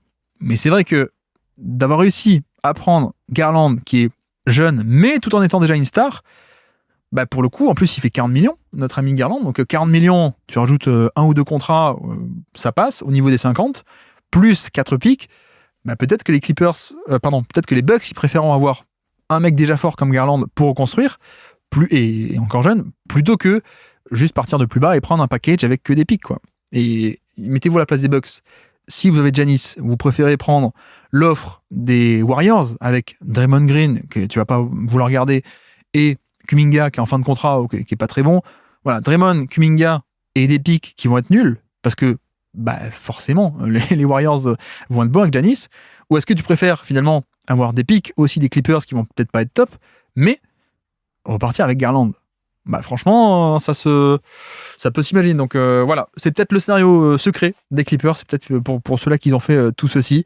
C'est qu'il y a peut-être un monde où ils peuvent faire tout ça à la fois. D'ailleurs, ils peuvent aussi, au passage, vu que Mathurin est quand même assez jeune, ils peuvent proposer aussi un sign and trade avec dans le deal. Je pense que je suis pas sûr que ça marche, mais je crois que si. Un sign and trade donc et Garland et un sign and trade de Mathurin qui est encore un jeune vers les Bucks en plus des pics. Ça commence à être intéressant. Voilà. Plus s'ils arrivent un peu à bosser le dossier Giannis lui-même, je veux dire, qui lui vendent le projet, qui disent viens chez nous, on te prolonge et puis tu peux même faire pression sur les Bucks pour venir à Los Angeles chez nous. Ça peut être très cool. Donc voici pour le dossier Ivica Zubac et les Clippers et les Pacers.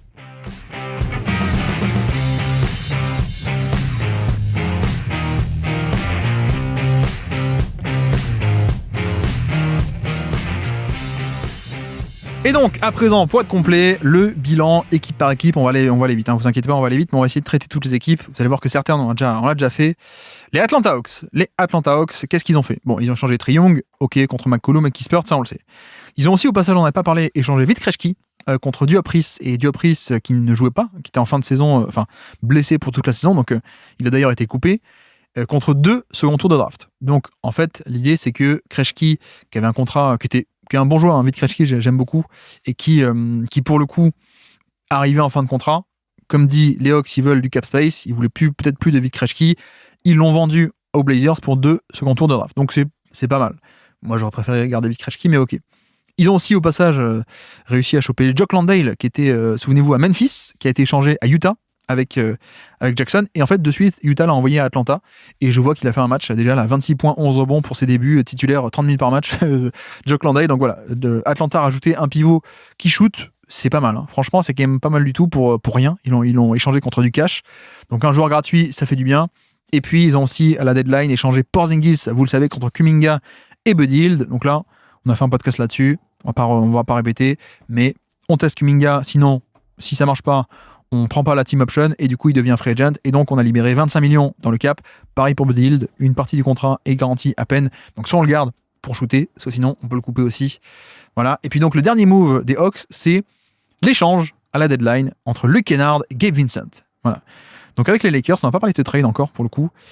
Là où je trouve que le move est un peu bizarre de la part des Lakers, c'est que bon, certes, tu te débarrasses un peu de Gabe Vincent qui était devenu le mec que les fans voulaient voir partir, d'ailleurs, que LeBron aussi voulait voir partir. Au passage, ok, Vincent est un peu décevant, hein, ce n'est qu'un 3&D qui met ses 3 points, pas un taux très élevé, la défense est pas mal, mais c'est pas la folie non plus. Mais là où ça me surprend, je dois dire, c'est que ils font ce trade, Gabe Vincent et un choix du second tour contre Luke Kennard. Donc tu payes en fait, hein. Tu payes pour te débarrasser de Vincent. Là où c'est bizarre, c'est que Vincent est en fin de contrat dans 3 mois, enfin dans 6 mois. Donc bon, est-ce que tu as besoin de payer pour te débarrasser de Vincent alors qu'en fait, c'est pas comme s'il allait encombrer tes comptes, hein. Voilà. Et en plus, tu récupères, on peut dire, ok, mais il paye pour avoir un bon joueur en retour. Ok, tu payes pour avoir Kennard. Kennard est également en fin de contrat. Donc c'est même pas comme si tu payais pour avoir, dans le principe de rétention de valeur, pour avoir un contrat plus long. Non, il est aussi en fin de contrat. Et en plus, de surcroît, tu n'as pas les droits de Kennard. Parce que Kennard a signé un contrat de 1 an à peine. Donc tu n'as pas du tout les full bird rights. Et en fait, il va être unrestricted free agent. Donc les Lakers n'auront aucun droit pour Kennard. Donc en fait, je ne sais pas si vous voyez, mais tu payes soit pour te débarrasser de Vincent, mais qui aurait été free agent de toute façon l'été prochain. Et en plus, tu payes pour récupérer un joueur qui, de toute façon, tu n'auras pas la main sur le dossier non plus. Et c'est pas comme si tu l'échanges pour ensuite le garder plus tard, quoi. Donc, l'utilité, c'est juste peut-être, ils ont payé pour 3 mois de Luke Kennard. Mais le problème, c'est que moi, j'adore Luke Kennard. Hein. Je pensais, j'étais très fan même au départ, un profil shooter, mais aussi très passeur, qui était intéressant. On voit quand même en carrière qu'au bout d'un moment, tu es qui tu es quelqu'un qui joue 20 minutes par match maximum en playoff ou 25. J'ai du mal à le voir jouer plus parce qu'il est à ce point ciblable en défense. Donc et oui, je précise aussi, hein, les Lakers, c'était leur dernier pick.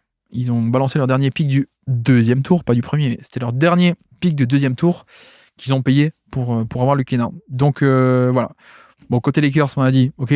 Mais vu qu'on est un peu dans le dossier Hawks, ils ont fait une manœuvre intéressante, nos amis Atlanta. Et en fait, ils ont fait pareil que Brad Stevens. On avait détaillé Brad Stevens, le move entre Simmons et Vucevic, grosso modo. En fait, c'est 2 trades en 1. On trade Vucevic contre rien à Boston et c'est absorbé dans la trade exception, dans l'enveloppe de 22 millions. Et ensuite, 2e trade séparé, entre guillemets, on envoie Anthony Simmons à Chicago. Et comme il n'y a rien en retour, ça crée une trade exception de 27 millions, le salaire de Simmons. Même principe ici. En fait, c'est pas un échange l'un contre l'autre. En fait, c'est 2 échanges en 1, puisque d'abord, on envoie Gabe Vincent à Atlanta. Atlanta est capable de réenvoyer en retour. Pourquoi ? Parce qu'ils avaient déjà une trade exception. Donc, grosso modo, ils avaient déjà une enveloppe de 10 ou 12 millions. Tu peux leur envoyer un contrat et ils peuvent l'absorber sans rien envoyer en retour. Ok. Et ensuite, une fois que c'est fait, 2e trade, entre guillemets, eux, ils envoient Luke Kennard aux Lakers contre rien. Et vu qu'il est échangé contre rien, finalement, ça crée une trade exception de 10 millions pour les Hawks. Enfin, de 11 millions pour les Hawks. Donc, jolie manœuvre aussi des Hawks qui ont réussi à étendre une exception, parce que l'exception de Bogdanovic périmait là, dans 2-3 jours, alors que là, la nouvelle exception va durer pour dans 1 an. Ça dure 1 an, une exception, je mélange le français et l'anglais. Voilà, donc plutôt bonne deadline de la part des Hawks. Boston, on a déjà développé. Anthony Simmons contre Vucevic, on en a déjà parlé. Et du reste, qu'est-ce qu'ils ont fait ? Ils ont fait ce qu'on avait annoncé, pour le coup, en podcast, on l'avait dit. C'est-à-dire, ils ont échangé Chris Boucher, Josh Minott et Xavier Tillman pour une raison qui est très simple. Échanger contre rien pour descendre. Et en effet, ça y est, Boston est passé sous la taxe. Voilà. Non seulement ils sont plus dans les aprons, donc ils remettent un peu à zéro l'horloge des aprons. Vous savez que les années consécutives dans les aprons. Mais en plus, ils sont carrément sous la taxe. Donc, Boston ne payera pas la taxe au niveau de 2026. Le nouveau propriétaire est content. Boucher, il a été envoyé à Utah contre rien. C'est quand même sympathique. Merci Danny Ainge pour les services. Il a été coupé d'ailleurs depuis. Josh Minot a été envoyé à Brooklyn contre rien, contre du cash. Voilà. Donc, pas non plus besoin de mettre un pic de draft pour que Brooklyn encaisse Josh Minot. Brooklyn a accepté parce que c'est un contrat à 2 millions, grosso modo. Ça avait été un contrat à 8 millions, 10 millions, 12 millions. Non, Brooklyn se serait fait payer, mais bon, là pour un petit contrat, ils ont dit ok, on absorbe et puis voilà. Et Xavier Tillman, il a été envoyé, où ça d'ailleurs ? À Charlotte. Il a été envoyé à Charlotte. Et d'ailleurs, c'est tombé après la deadline. Mais voilà, donc Brad Stevens, il a fait ce qu'on lui a dit, c'est-à-dire il faut que tu descendes, pas de taxes. C'est ce qui est fait. Boston, ok, très bien. Brooklyn n'a pas fait grand-chose. On a dit, ils ont pris Josh Minot pour rien, gratuit. Ce qui est sympathique en plus parce que le pauvre a été blessé et ensuite il était plus dans la rotation, il est plus revenu dans la rotation parce que Boston gagnait sans lui. Mais intéressant, Josh Minot comme joueur en termes de défense et aussi passing. C'est ça qui est un peu étonnant, c'est que c'est un 3&D. Enfin, non, pas 3. C'est un défenseur mais qui a beaucoup de passing, donc toujours un peu sympathique, ce profil un peu connecteur. Ils ont aussi récupéré Ochai Agbaji que Toronto a liquidé.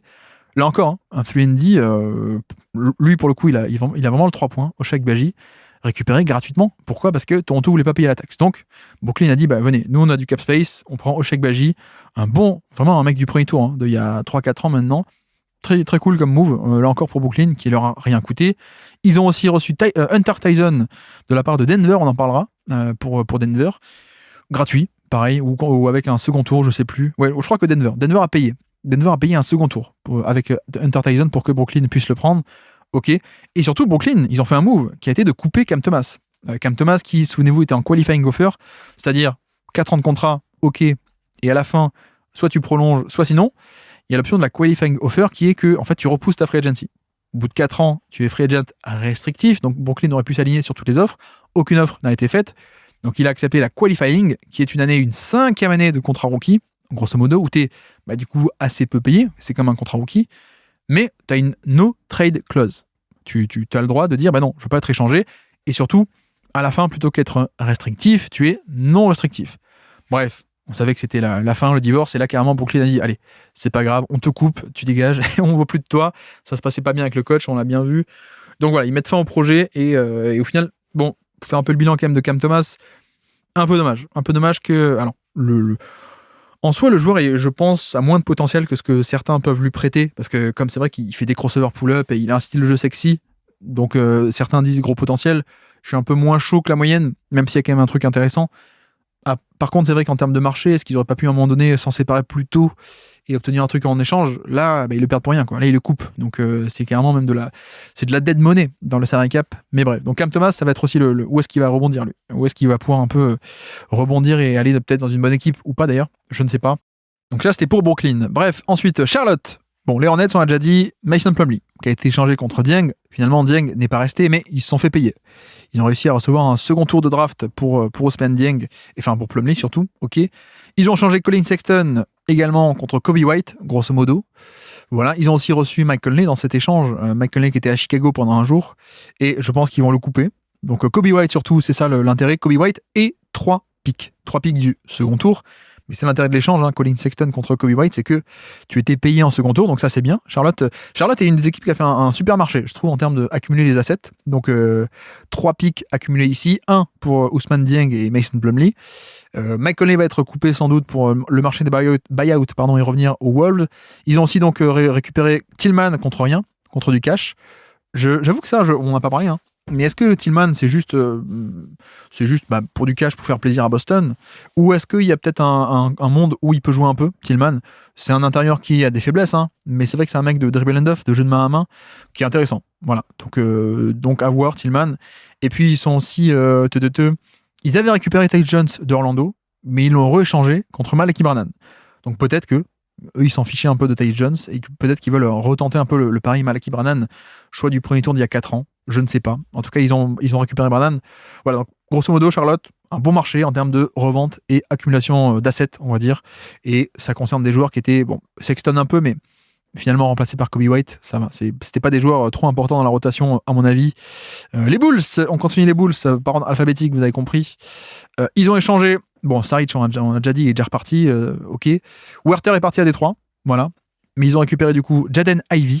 Donc ils relancent un peu peut-être le projet Ivey, nos amis les Bulls. Et en fait, ils ont récupéré plein de meneurs. Donc Aferny Simmons aussi, mais il est en fin de contrat. Donc c'est pas grave. Colin Sexton aussi a été récupéré, mais il est en fin de contrat. Ousmane Dieng est que de passage. Ils ont récupéré aussi Dillingham aussi. Donc c'est intéressant, et c'est là où on voit que là où les Bulls sont vraiment en tanking, ils sont en train de liquider tout le monde. Et c'est intéressant parce que tu récupères des mecs qui ont été un peu en échec dans leur première draft. Tu fais un peu des deuxièmes drafts, c'est-à-dire Ivey, Rob Dillingham, les deux étaient un peu en échec. Si tu arrives à en développer au moins un des deux en un bon joueur, voire même en titulaire NBA, ce sera gagné, quoi. Ça t'a rien coûté. Enfin, pas grand-chose en tout cas. Et en effet, pour obtenir Dillingham et faire le pari un peu Dillingham, qui n'est pas un joueur que j'apprécie beaucoup, mais bon, il y a quand même un peu du talent pur, donc peut-être que tu peux arriver à en faire un truc à terme. Ils ont payé, entre guillemets, juste Ayo Dosunmu, qui est un bon 3&D, mais qui était en fin de contrat. Voilà, fin de contrat Dosunmu, donc tu t'en sors avec un pick qui était top 10 il n'y a pas longtemps, il y a 2 ans, je crois, donc pas mal les Bulls, pas mal les Bulls. Le seul move que j'ai moins aimé, je dois dire, c'est que ils ont aussi récupéré Gershon Yabusele, qui, j'ai pas aimé parce que grosso modo, il était un peu en mode prendre que des contrats courts ou des contrats finissants. Et là, Yabusele est sous contrat pendant 2 ans, donc ça colle pas trop avec cet aspect de chercher le cap ou en chercher à liquider. Alors, petit rajout au montage, puisque je viens de voir que on a une nouvelle information par rapport à Yabusele, qui finalement, il y a Ian Begley, qui est pas du tout Marvin Bagley, mais qui est un insider des Knicks. Et Begley nous dit que apparemment Gershon Yabusele aurait négocié avec les Knicks en amont pour refuser la player option. Donc grosso modo, c'est pour ça qu'il va à Chicago, c'est parce qu'il a pas 2 ans de contrat. Donc ça colle avec ce que les Bulls voulaient faire, prendre que des fins de contrat. Donc, Yabusele était censé avoir 1 année pour l'an prochain. Il refuse, d'après ce que dit Begley. Et donc, ça se comprend aussi, puisque en fait, notre ami Yabusele, il préfère plutôt refuser l'option et retester le marché l'an prochain, plutôt que être coincé dans une équipe. Ou voilà, c'est un peu l'idée. La petite mise à jour par rapport à Gershon Yabusele, qui donc sera en fin de contrat et pourrait être free agent l'été prochain, apparemment. Et puis, ils ont aussi récupéré un autre pivot dans cet échange, puisque Vucevic est parti, il n'y a plus de pivot. Ils ont aussi récupéré Nick Richards. Voilà, de la part de Phoenix, qui a été récupéré, c'est quand même cool. Et au passage aussi, ils ont vendu Dosunmu contre Dillingham, le projet Dillingham, Leonard Miller aussi, on s'en fiche, mais surtout 4 second tours de draft. Donc les Wolves ont dû payer 4 second tours de draft contre Dosunmu. Donc pour le coup, je sais que les fans des Bulls sont un peu sévères avec leur équipe, et je peux comprendre, tellement elle était frustrante depuis longtemps.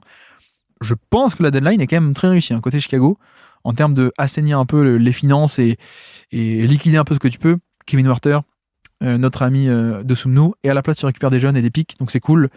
Les Cleveland Cavaliers, bon, Hunter contre Keon Ellis et Schroeder, on l'a déjà dit. Garland contre Harden, on a aussi beaucoup développé, donc on va pas le refaire non plus. Lonzo Ball aussi a été liquidé du côté... Où est-ce qu'il est parti d'ailleurs ? Je crois que c'est Utah. Utah, il est parti, si je dis pas de bêtises.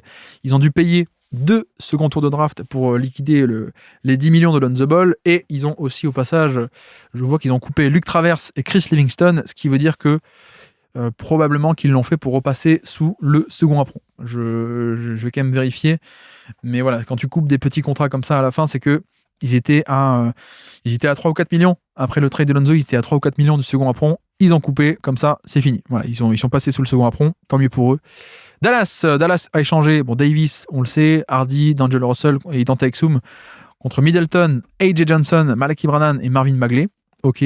Ils ont aussi au passage récupéré 2 picks du premier tour et 3 du second. On a longtemps parlé de cet échange. Et ils ont aussi récupéré Tyus Jones. Et ils l'ont fait contre Malaki Branham, qui était venu depuis Washington. C'est pas mal, j'avoue. Bon, ils ont pas eu beaucoup pour Anthony Davis, d'accord. Mais récupérer un petit Tyus Jones, ça peut être sympa. Un défenseur potable et surtout bon shooter à 3 points à côté de Cooper Flag, ça peut être cool. Mais bon, ça fait du tanking. Dallas, de toute façon, on le sait. Denver, on continue ordre alphabétique. Denver, ils n'ont fait qu'une seule chose, Denver. Ils ont échangé Hunter Tyson à Brooklyn. Et pourquoi ils l'ont fait ? Ils ont dû liquider une place dans le roster, en fait, une place dans les 15. Pourquoi ? Parce que, en fait, ils voulaient transformer le contrat de Spencer Jones. Voilà, Spencer Jones était en two-way contract, mais, vous le savez peut-être, les fameux two-way contracts, contrat un peu ambigu entre les deux, on va dire, il y a un nombre limité de matchs que tu peux faire en tant que two-way, parce que voilà, le syndicat est là aussi pour protéger les joueurs. Ils n'ont pas envie que les joueurs soient des two-way contracts, donc payer une misère, et surutilisés. Voilà, si tu veux faire jouer le mec, tu le payes un vrai contrat. Donc, il y avait une problématique pour Denver qui était de dire mince, on arrive un peu à la limite. Même je crois qu'il y a un match récemment où du coup ils le font pas jouer Spencer Jones parce que ils disent mince, on arrive bientôt à la limite, il faut quand même qu'on gère. Donc voilà, finalement, ils ont été obligés de se séparer de Hunter Tyson, qui est un choix du 2e tour d'il y a 2-3 ans, je crois. Et comme ça, on a pu signer. Ils vont pouvoir transformer Spencer Jones, qui est beaucoup plus important dans la rotation que Hunter Tyson. Donc voilà, plutôt bon move de la part de Denver, qui leur a coûté un pic, mais c'est pas très grave. Détroit, on l'a déjà dit, Ivy a été échangé contre Kevin Werther et Darius Saric. Voilà. Moi, la question, c'est à quel point est-ce qu'il va jouer Werther. On avait déjà parlé. Et la déception, peut-être pour Détroit, c'est dommage de ne pas avoir fait un plus gros coup, je trouve. J'aurais aimé un plus gros coup parce que la conférence Est est assez ouverte. Donc, que Werther. On verra s'il joue parce que la défense est quand même pas top. Et puis, ils ont aussi coupé Isaac Jones, que j'aime bien en plus. Un petit pivot, mais qui jouait pas trop non plus. Isaac Jones. Les Golden State Warriors, ils ont échangé Kuminga et Buddy Hield contre Porzingis. On a déjà beaucoup parlé de ça. Je vous renvoie vers le podcast de hier ou avant-hier, je ne sais plus. Et Tracy Jackson Davis, qui a été envoyé à Toronto pour un second tour de draft. Donc, voilà ce qu'ils ont fait. Et à part ça, pas plus. Les Rockets, ça va vite. Ils n'ont rien fait. Voilà, rien du tout. Les Pacers, ensuite, Indiana, On vient de parler aujourd'hui de Zubats, c'était le move principal et c'est le seul. Donc les Pacers, on a déjà couvert. Les Clippers, on a déjà couvert aussi, hein, pour le coup Zubats. Et Harden, on a déjà couvert aussi. Le seul truc à rajouter, si vous l'avez manqué peut-être, c'est que Chris Paul a été envoyé à Toronto. Donc Chris Paul envoyé à Toronto. Le plan, c'est sans doute de le couper ensuite à Toronto et qu'il puisse aller signer en buyout sur une fin de saison, soit avec son pote LeBron aux Lakers, soit quelque part. Est-ce que c'est la fin de Chris Paul ? J'espère que non. J'espère qu'on aura au moins une petite pige de 6 mois dans une équipe compétitive. Voilà, peut-être aux Wolves, hein, d'ailleurs. Pourquoi pas aux Wolves ou pourquoi pas OK ici, ça pourrait être sympa. Je ne sais pas, mais voilà, grosso modo pour les Clippers on a déjà bien couvert leur trade. Les Lakers, on l'a dit, le trade de Gabe Vincent contre Luke Kennard.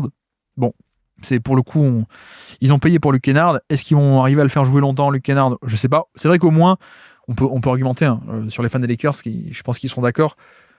Il défend pas bien, Luke Kennard. Après, quitte à jouer 15 ou 20 minutes comme jouait Gabe Vincent, autant avoir un mec qui met les tirs. Et ça, c'est vrai que c'est pas faux. C'est pas faux, ça peut aider. Mais le doute, c'est est-ce que tu peux jouer une série de playoffs sérieusement avec un gros minutage de et Austin Reeves et Luke Kennard et Doncic ? Je suis pas sûr. Mais bon, voilà, bref. Et puis, c'est vrai que, bon, ils ont payé. Mine de rien, le fait que Kennard soit non restrictif, ça veut dire que tu n'as pas non plus de cap hold. Donc, tu n'as pas une somme qui est bloquée dans le salary cap le temps que tu re-signes le joueur sur lequel tu as les droits. Donc, Lakers, on va pas parler aujourd'hui, mais c'est vrai que les Lakers font partie de ces équipes qui auront sans doute une meilleure offre à faire cet été que ça ne pouvait être le cas, évidemment, actuellement pour Giannis. C'est-à-dire que là, on avait LeBron James qui était la cartouche facile, 52 millions LeBron. LeBron n'aurait pas accepté, il a une no trade clause, il n'aurait pas accepté d'aller à Milwaukee, évidemment. Sauf que LeBron est en fin de contrat.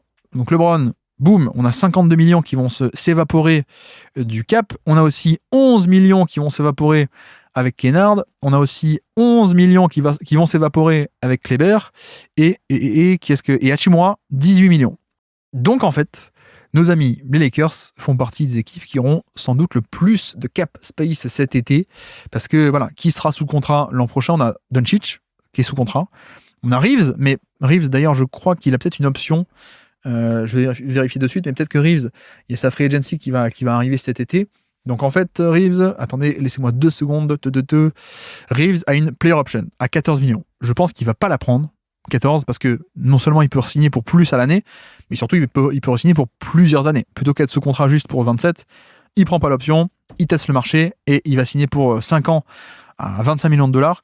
Donc en fait, ce que je veux dire, c'est que les Lakers vont avoir beaucoup d'argent à proposer, enfin beaucoup de cap space, on va dire, et ils pourront, je pense, à la fois prolonger Reeves et faire Giannis.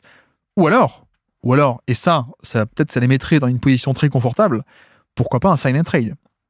Pour le coup, moi j'ai envie de garder Reeves, mais si vraiment tu peux avoir Giannis avec Doncic et que Milwaukee te dit si vous voulez on le fait, mais en retour vous faites un sign and trade Austin Reeves.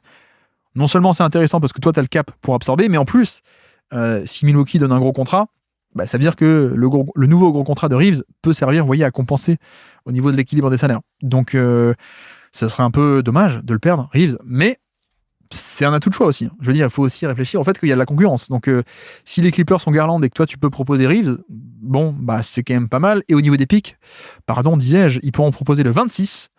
Bon, c'est compliqué, mais grosso modo, une fois que tu entames l'année administrative de NBA, le pic dans 10 mois n'est plus considéré comme un pic futur, mais un pic de cette année.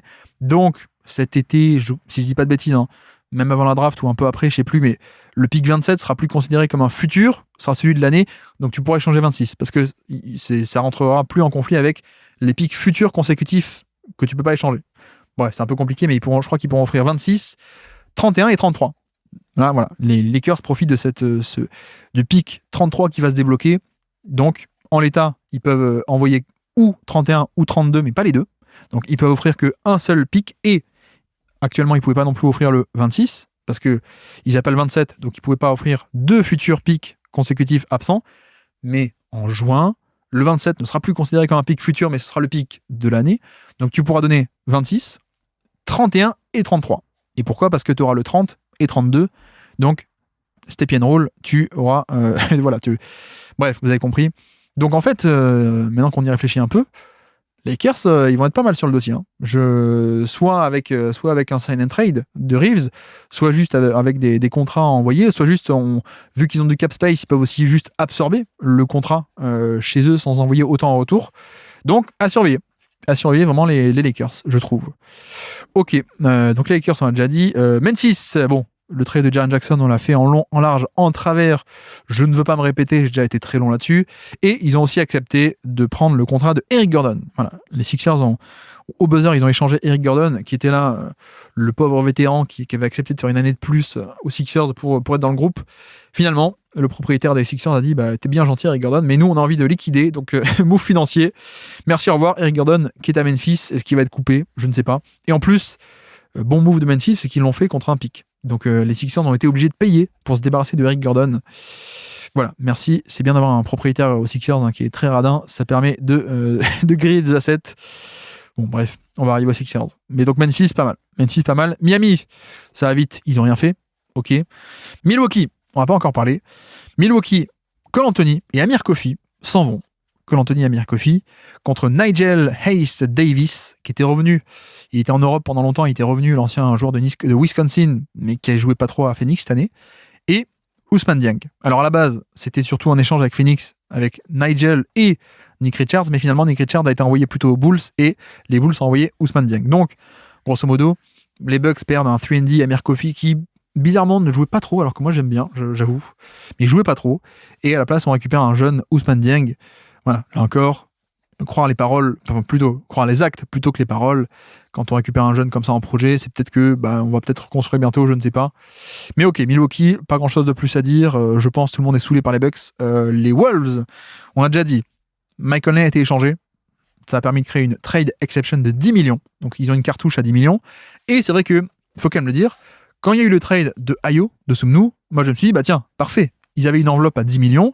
Ayo de Sumnu, qui a 7 millions et demi, ça rentrait parfaitement. Donc, ça pouvait le faire. Ça pouvait juste, ils n'avaient pas besoin d'envoyer rien en retour.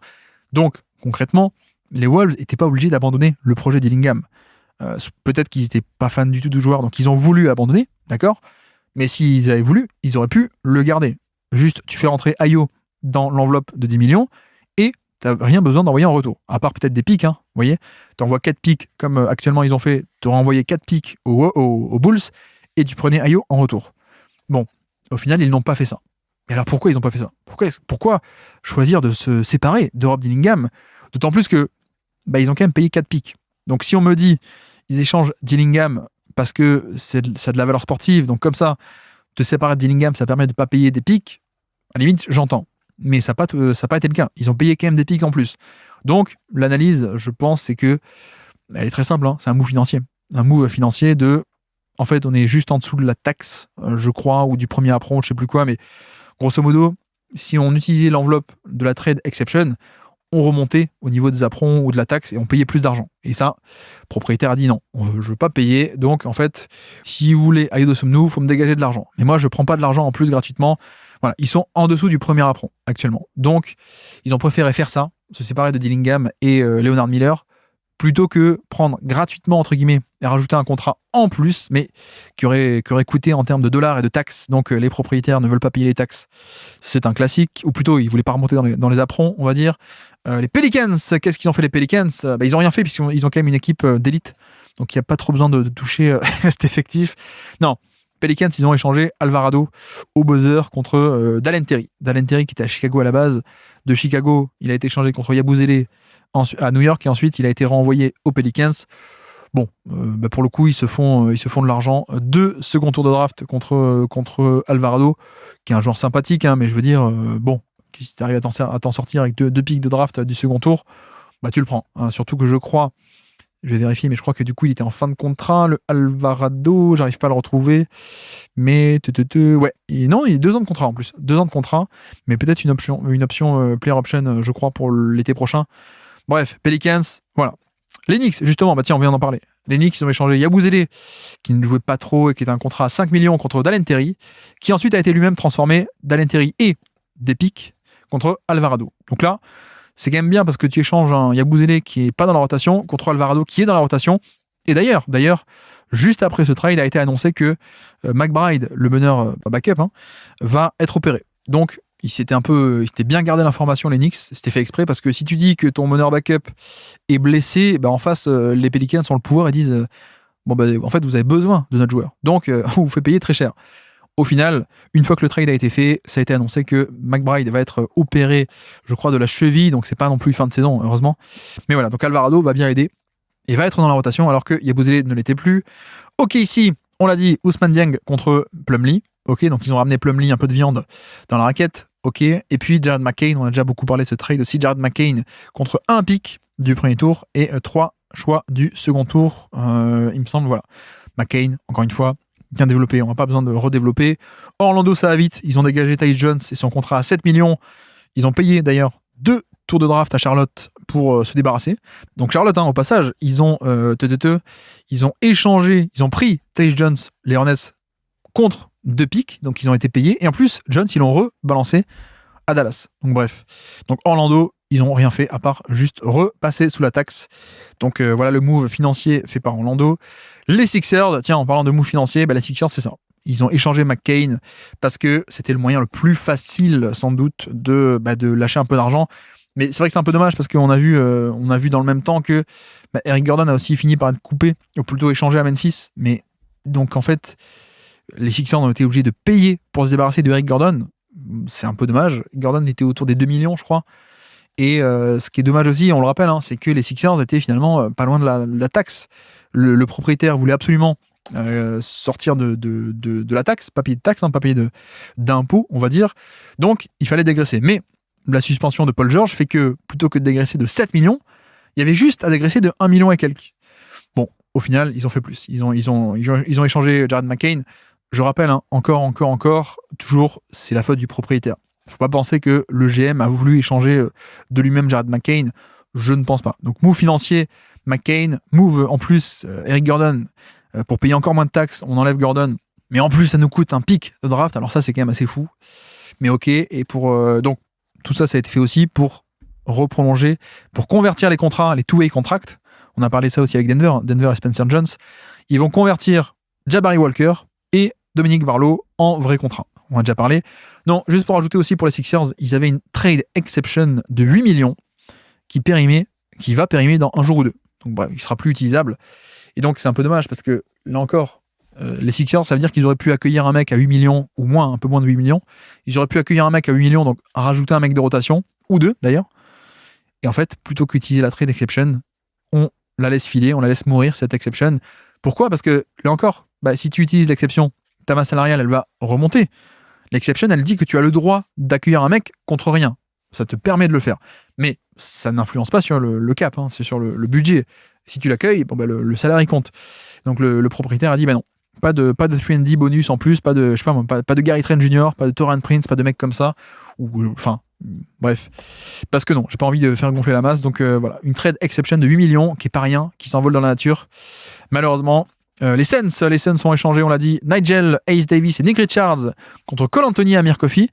Je crois que là-dedans, il y a aussi un move financier. Je crois, si je dis pas de bêtises, que les Suns ont pu un peu dégraisser grâce à cela. Et en effet, voilà, ils sont désormais à 2 millions sous la taxe. Donc c'est bien pour les Suns qui avaient quand même douillé depuis 2-3 ans de ce point de vue-là. Et qui, là, Matisse bien, le propriétaire, dit on paye pas la taxe, une année où il n'y a pas besoin de la payer, on la paye pas. Et en plus, dans le même temps, tu fais ça, et parce que Nick Richards était à 5 millions, mine de rien. Nick Richards, c'est pas beaucoup, mais c'est quand même 5 millions, plus un Nigel qui était à 2. Donc tu liquides 7 millions et tu ne reçois en retour que, je crois que c'est 3-4, si je dis pas de bêtises, ou peut-être un peu plus, mais voilà, Amir Coffey, il sera dans la rotation. Cole Anthony, il sera aussi dans la rotation, je pense. Donc, en fait, tu échanges 2 mecs qui n'étaient pas dans la rotation et tu rajoutes de la profondeur à Phoenix. Donc, pour le coup, Phoenix, pas mal du tout. J'ai bien aimé récupérer un peu gratuitement ces mecs-là. Les Blazers n'ont pas fait grand-chose. Ils n'ont même rien fait à la deadline en soi, mais ils ont fait une semaine de la deadline, on l'a dit. Vite Krejci contre 2 picks. Pour le coup, c'est bien. Pour le coup, c'est très bien pour eux. Un bon petit joueur, défenseur, passeur aussi et surtout shooter. Le shoot se stabilise pour Vit Krejci. Krejci qui est un ancien meneur, un meneur de formation phénomène, c'est peut-être le mot un peu gros, mais un mec très talentueux, connu en Europe, très jeune, je veux dire, Vit Krejci, un meneur de 6-8 En NBA, il est pas meneur, mais voilà, passing et le shoot à 40% en plus depuis 2 saisons. Donc très bien pour les Blazers et puis pas grand-chose de plus. Les Kings, heureusement, ils n'ont pas fait grand-chose de plus que le trade de Keon Ellis et Dennis Schroeder contre Hunter. Heureusement, parce que dès qu'ils font un trade, ils sont perdants, donc c'est peut-être mieux qu'ils aient rien fait. Mais voilà, pas de Sabonis à Toronto, par exemple. Le trade a été, non pas annulé, mais ne s'est pas concrétisé. Ils aimaient bien apparemment RJ Barrett, mais finalement non. Ils n'ont rien fait. Les Spurs n'ont rien fait. Alors là, on peut peut-être être un peu plus déçu peut-être pour les Spurs, parce que pareil, les Spurs, est-ce que, un peu comme Détroit, est-ce qu'il n'y avait pas moyen de renforcer un peu l'équipe sans faire grand-chose? Est-ce qu'il n'y a pas moyen de faire un gros coup? On sait que le front office est un peu prudent peut-être, mais quand je vois que notre ami Kelly Olynyk est en fin de contrat, Olynyk avec 13 millions et il joue pas, je pense qu'il aurait pu servir comme cartouche dans un trade. Dommage. Et du coup, Jeremy Soran aussi. Soran qui est en fin de contrat, rookie 2022, donc il va être restrictif free agent cet été. Et c'est dommage de ne pas être parvenu à obtenir un truc en échange de Soran. Mais on verra ce qui se passe cet été. Est-ce qu'il le prolonge pour pas cher ou est-ce qu'il le laisse partir pour rien? Je ne sais pas, mais les Spurs n'ont pas bougé. Toronto, à présent, le trade de Tracy Jackson-Davis, on a déjà parlé, depuis les Warriors, contre rien du tout. Et malheureusement, ils ont échangé Ochai Agbaji, qui était pas tant que ça dans la rotation. Malheureusement, il a fait une bonne saison, je crois que c'était 24. Le shoot était enfin arrivé, mais donc là, c'est un move financier. Voilà, notre ami Ochai Agbaji, il avait un salaire qui n'était pas énorme, mais qui n'était pas rien. Et finalement, les Raptors, quitte à ne pas faire de gros moves, ils ont juste dit, finalement, on va ne pas payer la taxe. Ouais, c'est ça. Ils sont passés sous la taxe, les Raptors. Et donc, Ochai Agbaji, qui était à 6 millions l'année, Ochai Agbaji, qui finalement est parti. Bon, c'est dommage, parce que je pense que le joueur est intéressant et c'est un bon petit joueur sympathique. Après, c'est pas une perte énorme, donc le propriétaire a dit non, on paye pas la taxe. Bref, vous voyez qu'il y a un thème quand même, il y a un thème dans cette deadline, pour le coup, je pense que ça se voit, ça s'entend. Donc Toronto, pas grand-chose à part ce move financier, et donc ils ont récupéré Chris Paul. Dans cet échange, ils ont récupéré Chris Paul, bref, il va être coupé. Le Jazz à présent, le Jazz Utah, l'échange de Jaren Jackson, on a déjà tout dit à peu près. Ils ont aussi pris Lonzo Ball pour 10 millions, enfin, ils ont absorbé le contrat de Lonzo Ball contre 2 pics, c'est bien. Ils se font payer un peu pour être une voie de garage pour le mauvais contrat de Lonzo Ball qui, de toute façon, va se finir là cet été. Donc voilà, pour une location de 6 mois pour un mauvais contrat, être payé 2 pics, c'est très bien. Ça rajoute aussi au total. Jock Landale, malheureusement, ils ont redonné Jock Landale à Atlanta contre pas grand-chose. Ça, c'est un peu dommage, pour le coup, je trouve. Ah tiens, je viens de voir qu'ils ont coupé carrément Lonzo Ball. Ils ont carrément coupé Lonzo Ball. Bon, c'est pas très important. Et ils ont aussi pris Chris Boucher, on l'a dit, mais qui pourrait lui aussi être coupé. Et puis on finit avec Washington, ordre alphabétique, dernière équipe. Le trade de Davis, on a déjà beaucoup parlé de ça. Et le trade de Trae Young, on a aussi beaucoup parlé de ça. Voilà pour ce bilan complet. En tout cas, j'espérais que ça le soit. Le bilan complet de cette trade deadline 2026.